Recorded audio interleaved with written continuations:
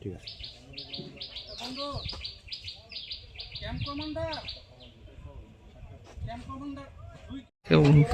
আপনারা জানেন দীর্ঘ কৈলাসহর একটা চর্চিত বিষয় ছিল বর্ডারের বাঁধ নির্মাণ, যেটা বাংলাদেশ বাঁধ নির্মাণের পর আমাদের বহু জায়গা প্লাবিত হওয়ার সম্ভাবনা ছিল। তৎকালীন সময় এখানে মুখ্যমন্ত্রী সাহেবের হস্তক্ষেপে এখানে ইমার্জেন্সি টেন্ডার হয়ে কাজ হয়, যেটা এপ্রুভালের জন্য দীর্ঘদিন কাজ বন্ধ ছিল। তো গত সপ্তাহে এপ্রুভাল পাওয়ার পরে আমরা যথারীতি আজ 2 দিন হয়েছে কাজ শুরু করেছি। এটা শ্মশান ঘাট, জিরো লাইনের কাছাকাছি জায়গা। এখানে আগেও রাস্তা ছিল, যেখানে ডেড বডি আসে, আপনি এখনও দেখতে পাচ্ছেন ডেড বডি এখানে জ্বালাচ্ছে। তো এই পরিস্থিতিতে আমরা এটাই ব্রিক সিলিং করছি, যাতে ডেড বডিগুলি নিয়ে মানুষ ফ্লুয়েন্টলি আসতে পারে।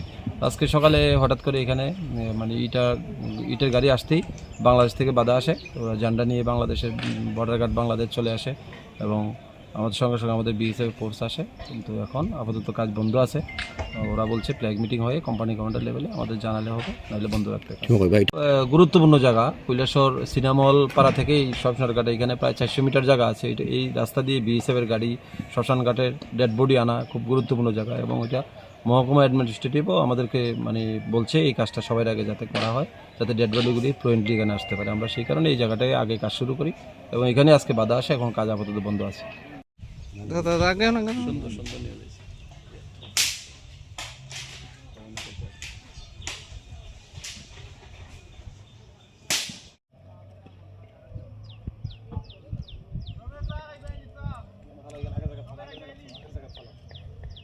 সরে ভাই উঠা যাও।